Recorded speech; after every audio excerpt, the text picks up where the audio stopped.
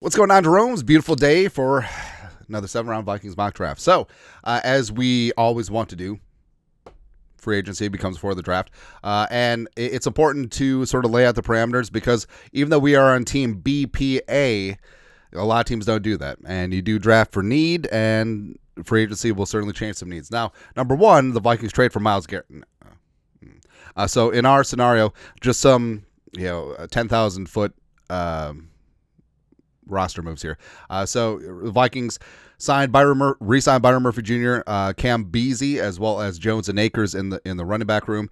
They also signed outside free agents DJ Reed, Ryan Kelly, as well as Mekhi Becton. So they got 4/5 of a great offensive line going. So that's going. We got that going for us. So firing up a 7-round Vikings mock draft, as we said.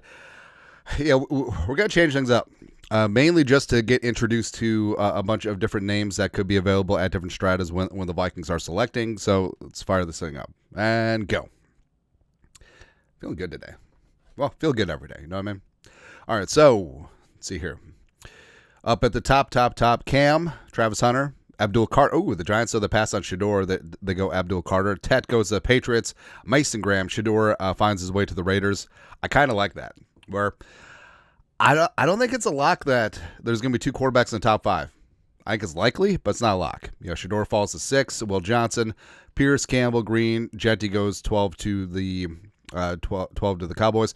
The Bears just sticking and picking in Will Campbell. That's really good. Like him and Wright are going to be pretty damn good at the tackle spots. Golden, Kenneth Grant goes to the Chargers. Wouldn't mind Kenneth Grant. Membu goes to the Packers. There you go. So the Vikings are on the clock now. Zoom out and enhance. There you go. All right. So the Vikings, Shamar Stewart is there chilling. Jack Sawyer, Omarion Hampton is going to be a stud too. Scorton, I like a lot. Tyleik Williams, Connerly, Jahdae Barron, who we talked about earlier in the week. Colson Loveland. Just go 17 tight ends. Why not?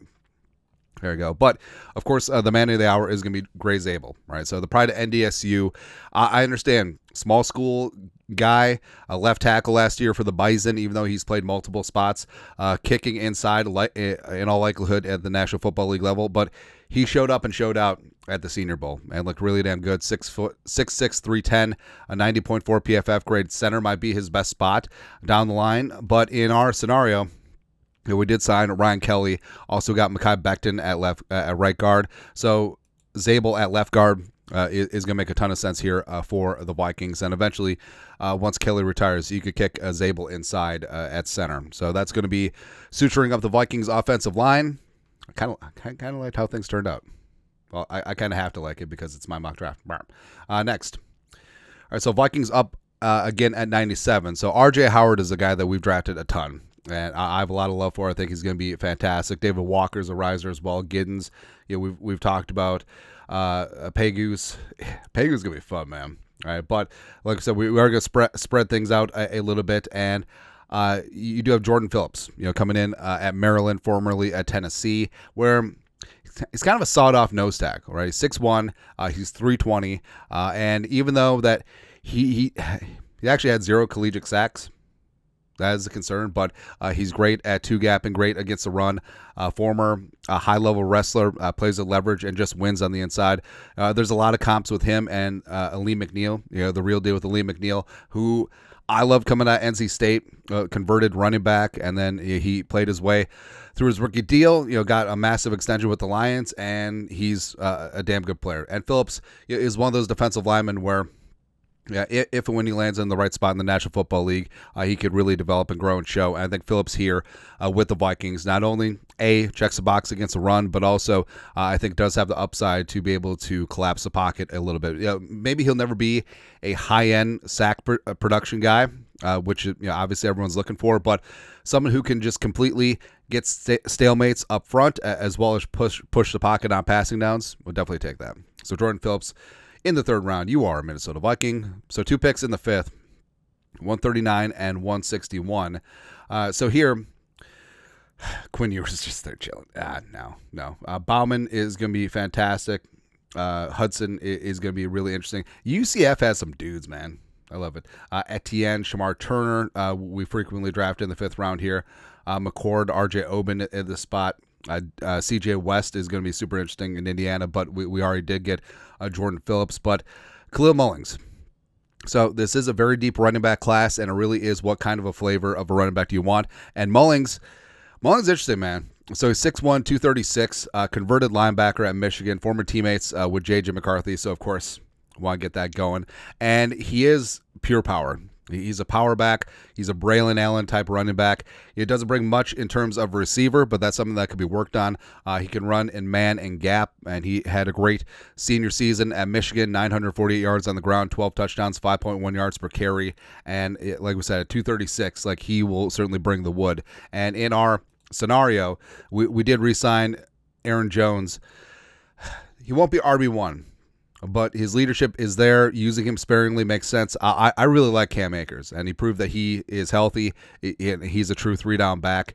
Some of the big plays that the Vikings had offensively the last couple of weeks of the season were from Cam Akers, right? So he is a spark plug, and I wouldn't mind a running back room, especially behind a revamped offensive line where you got Gray Zabel, left guard, Ryan Kelly, center, Mekhi Becton, right guard, and then you got the experience of Jones, you got the spryness of Akers, and then you got the power of Khalil Mullings in this spot. Also, wouldn't mind picking up his Michigan teammate Donovan Edwards as a UDFA.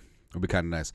I love that Edwards' claim to fame is having a big national title game 2 years ago, and also he was on the cover of the video game, which is kind of funny, man. And lastly, at 161, so Quinn Ewers, Kyle McCord, just sitting there chilling. Nah. But like I said, in these mock drafts, I mean, we're going to do 75 bajillion of them.